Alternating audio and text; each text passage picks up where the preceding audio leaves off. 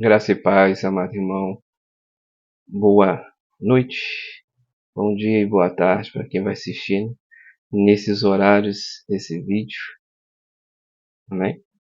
Então, estou fazendo um pequeno vídeo para a gente conversar um pouquinho sobre a palavra de Deus, né? Hoje eu gostaria de falar um pouco sobre o livro de Gálatas, que é uma carta muito abençoada, né? Que o apóstolo Paulo escreveu para a região da Galácia, né? No Oriente Médio. Deu uma carta poderosíssima, né, irmãos? E ela, através dela, o apóstolo Paulo, né, o Espírito Santo, através do apóstolo Paulo, ensina ao povo cristão, né, que devemos caminhar em Cristo. Né? A igreja, né, em Gálatas, ela estava sofrendo uma perseguição, que eu posso dizer, espiritualmente. Né? Paulo pregou Jesus Cristo lá de uma forma tremenda.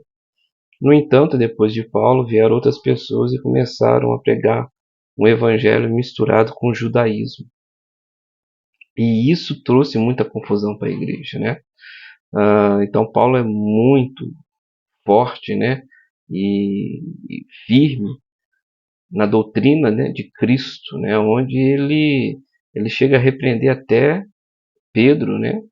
Como ele diz mesmo no capítulo 2 e 3, que o apóstolo Pedro estava lá, né? Na Galácia, né? Na igreja de Gálatas, e estavam vivendo uma vida próxima dos gentios, né? E que quando chegou alguns judeus da parte de Tiago, né, Paulo começou a dissimular, ou seja, a viver não, a ter modos, né, baseados no judaísmo, para agradar esses judeus que vieram de Jerusalém. Então Paulo falou que resistiu a Pedro e falou: Pedro, olha, nós somos justificados pelo sangue do Senhor Jesus. Se nós acreditamos que em Jesus Cristo e no sangue dele, nos encontramos como pecadores e, portanto, somos justificados por Cristo. Não vivemos da lei mais, porque a lei é impossível, né, é impossível justificar o homem. Né? Então, Paulo fala tremendamente, também começa a pregar para os Gálatas, que começa a ter uma fé errada, né? Uma fé, a base da sua fé está errada. Né? Então, em Gálatas 3, Paulo faz uma pergunta tremenda para os fiéis em Gálatas, né? Da igreja de Gálatas. Paulo fala o seguinte: olha, eu só quero saber uma coisa de vocês. Vocês receberam o Espírito Santo pelas obras da lei ou pela fé em Jesus Cristo? É uma pergunta tremenda. Ele falou assim: olha, então continua pela fé. Se vocês receberam o Espírito Santo pela fé, agora vocês querem ser aperfeiçoados, né? Vivendo pela lei. E é tremendo isso, né? Como diz em Gálatas 3, né? É tremendo a gente pensar isso, que essa carta, apesar de ter sido escrita há mais de 1.500, 2.000 anos atrás, vamos colocar assim, ela é muito atual, né? Qual é o evangelho que está sendo pregado nas igrejas hoje? Se a gente parar para analisar, que tipo de mensagem é transmitida hoje na igreja? É uma mensagem com foco centralizado em Cristo? Ou é uma mistura de velha aliança com nova aliança? Faça, irmão, que você possa fazer essa reflexão. Uma grande igreja, não vou falar o nome aqui, não é não é o objetivo desse vídeo criticar qualquer denominação, apesar de eu ter as minhas ressalvas com relação a algumas, né?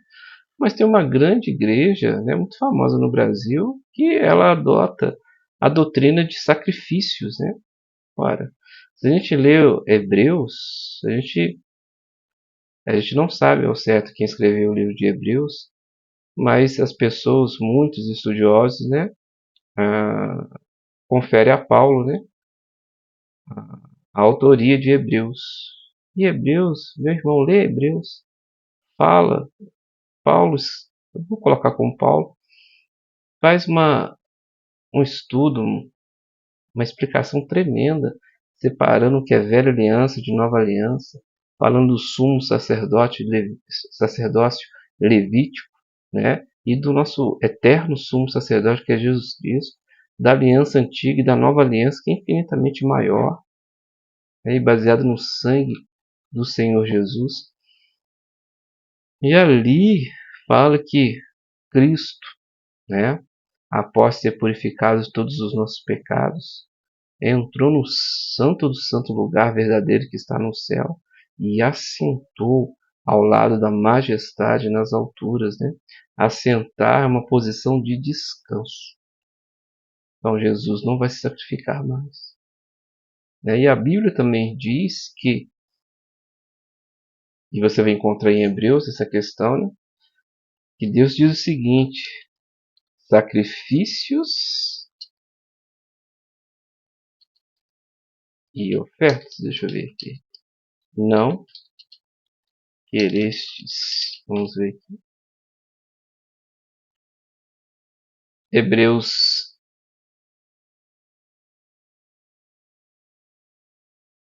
Hebreus 10, do 5 ao 14. Por isso, quando Cristo veio ao mundo, disse: sacrifícios e oferta não quiseste, olha, mas um corpo me preparaste. De holocaustos e ofertas pelo pecado não te agradaste. Então eu disse: aqui estou, no rolo do livro está escrito a meu respeito. Eu vim para fazer a tua vontade, ó Deus.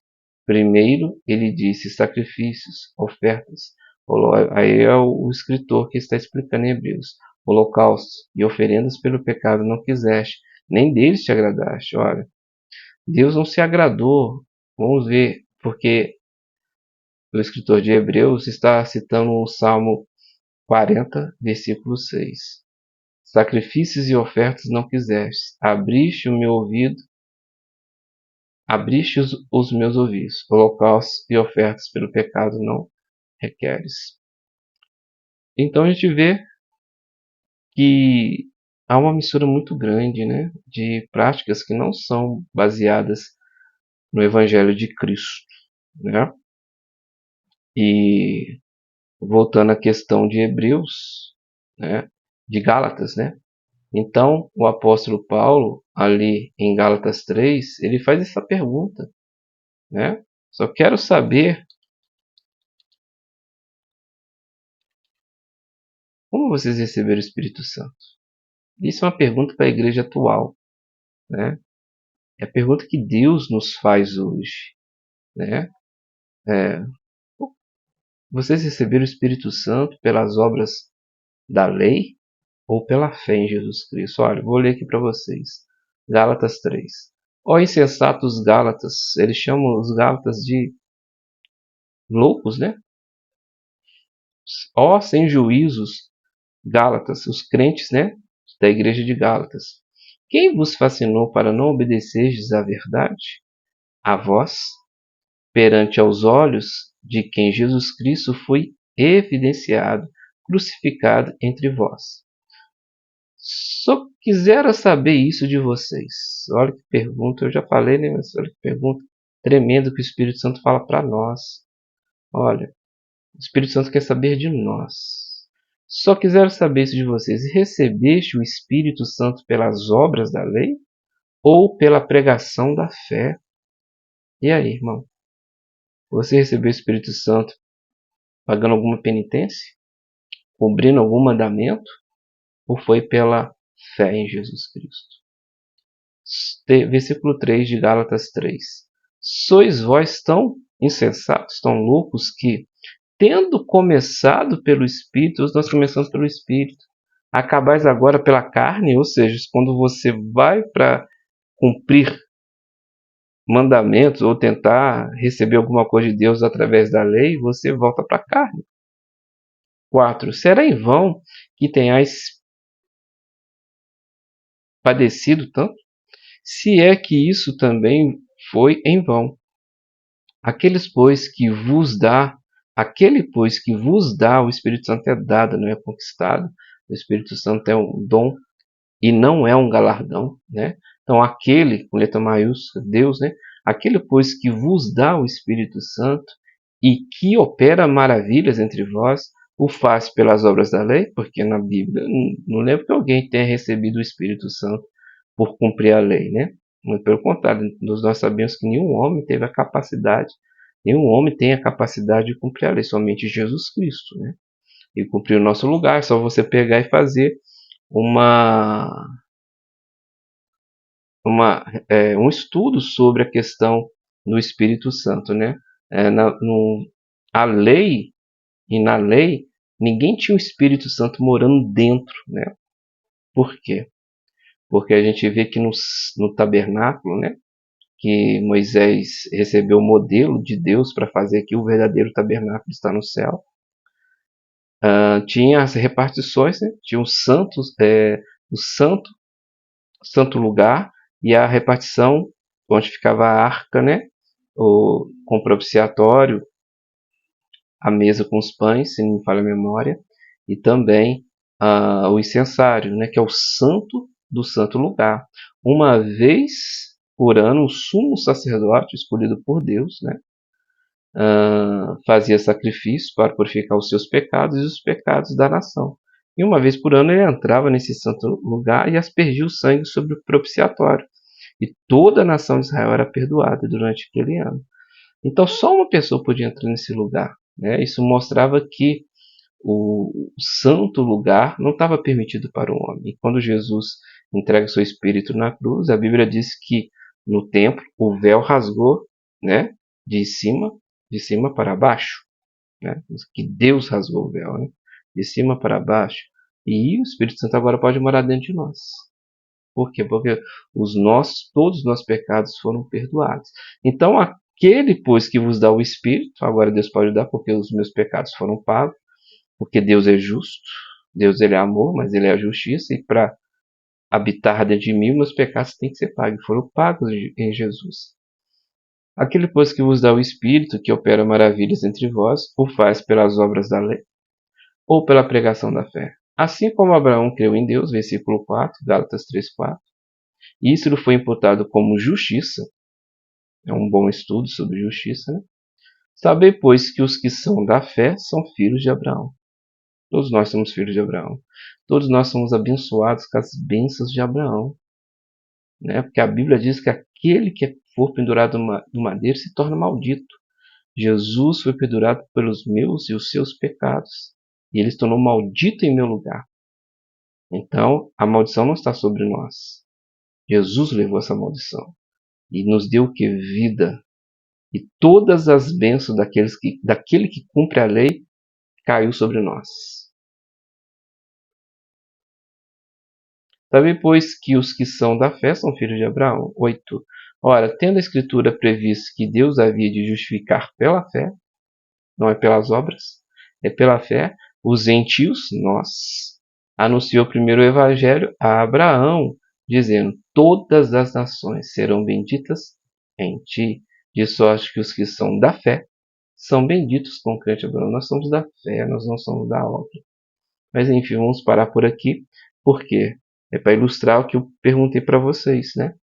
Nós, a igreja de hoje, tem que ficar muito atenta em que está sendo pregado, né? Nas igrejas. Qual é a mensagem? É uma mensagem que exalta a lei, dizendo que nós somos salvos pela fé, receber o Espírito Santo pela fé e devemos continuar pela fé. Não é isso?